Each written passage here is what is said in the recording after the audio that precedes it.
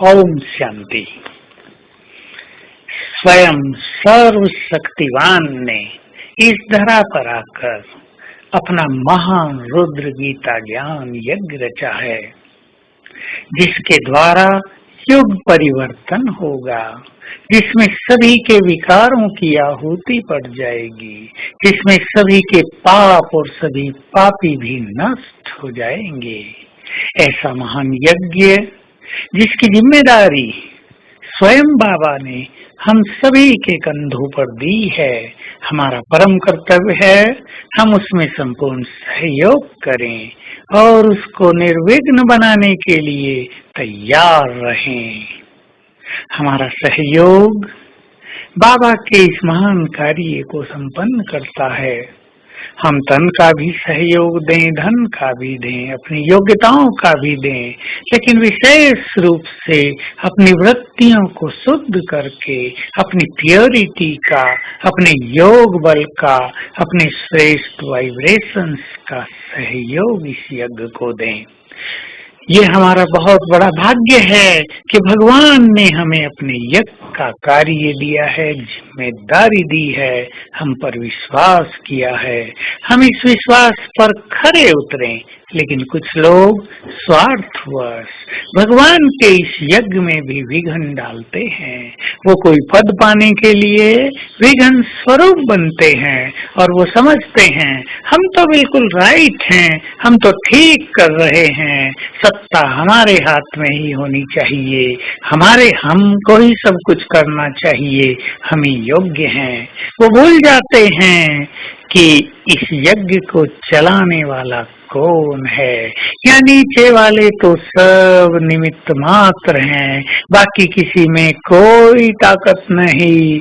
और ये भी जान लेना चाहिए इस यज्ञ में विघ्न कोई कितना भी डाले, इस यज्ञ का कुछ नहीं बिगड़ेगा।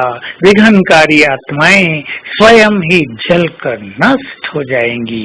ये यज्ञ तो संपन्न होना है, क्योंकि इसके पीछे न केवल स्वयं भगवान है, प्रजापिता ब्रह्मा है, लेकिन असरतन और 108 विजयी रतन भी हैं, जिनकी महान पवित्रता, जिनका शक्तिशाली योग इस यज्ञ को संपन्न करके ही रहेगा।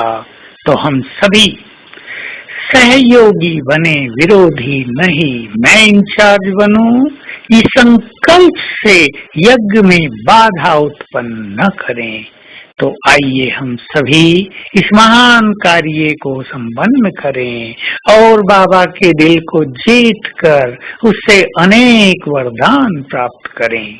स्वयं भगवान जो स्वयं वरदाता है, हमें वरदान देने आ गया है।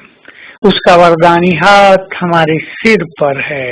वो कुछ आत्माओं को इस यज्ञ को पूर्ण करने के लिए तैयार कर रहा है।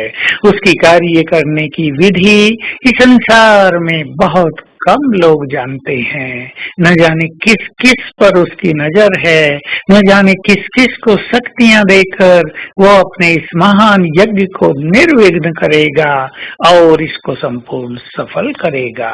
हमारा तो इतना ही कर्तव्य है कि हम इसमें सहयोगी बने और बाबा के प्यार के पात्र बन जाएं।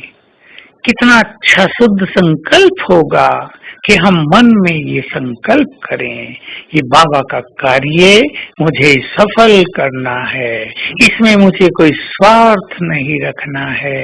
मेरा स्वार्थ, मेरे नेगेटिव वाइब्रेशंस, मेरा क्रोध, मेरी कोई इम्प्योरिटी इसमें बाधक है। तो आइए आज सारा दिन हम अपने को यज्ञ का मालिक और जिम्मेदार समझें और ये फील करते रहें कि बाबा की दृष्टि मुझ पर है, वो मुझे बल दे रहा है, उससे मुझे महान कार्य कराने हैं।